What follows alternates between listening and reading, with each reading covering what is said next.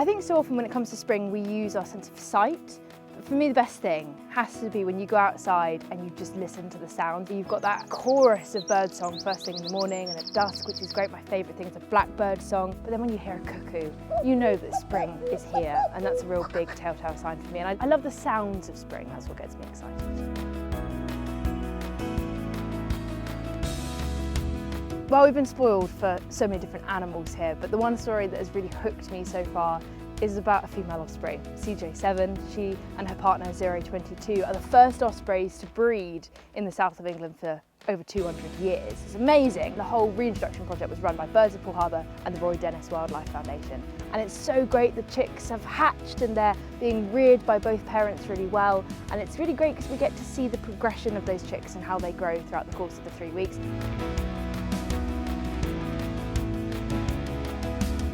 A really tricky question because the uplands are spectacular. I've been lucky to spend some time over the last year in the Cairngorms National Park, and I mean, we get pine marten in the garden. That's pretty exciting. Sort of a similar habitat in terms of kind of the heather in a way, but the way they look, the way they sound, and the animals that are here are very, very different. I mean, it's really hard to choose between the two. You know, I've loved seeing the Dartford warblers, which is our speciality down here in the south. I mean, the Heath tiger beetles here are pretty good. Don't get those up north. Oh, it's tricky.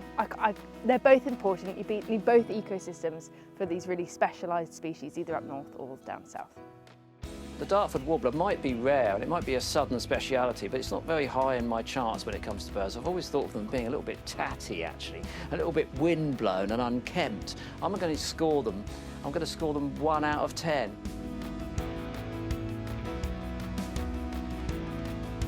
I cannot believe Chris gave the Dartford warbler a 1. He's a man with no taste, especially when it comes to birds, apparently.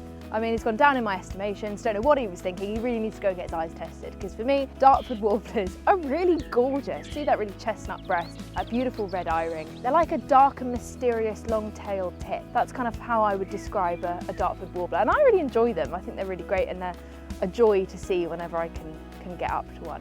But no, Chris doesn't know what he's talking about. Quite frankly, I don't know why he's doing the show. He knows nothing, clearly. Absolutely knows nothing, and you can tell him I said that.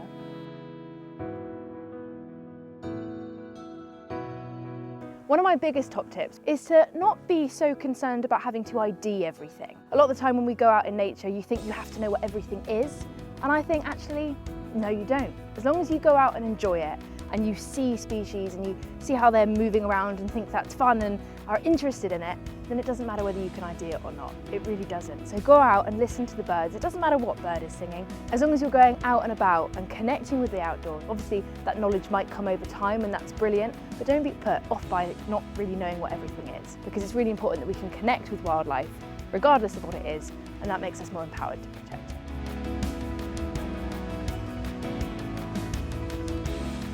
I'm very aware that in the nature and climate conversation, sometimes it can feel a little bit overwhelming and a little bit daunting.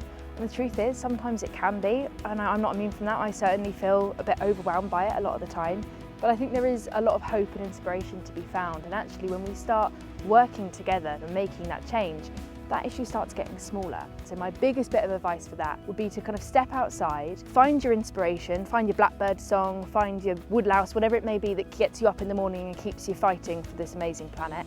Find it, take inspiration from it, and then just do something different today than you did from yesterday. Because as long as we're doing that, then we're making positive progress.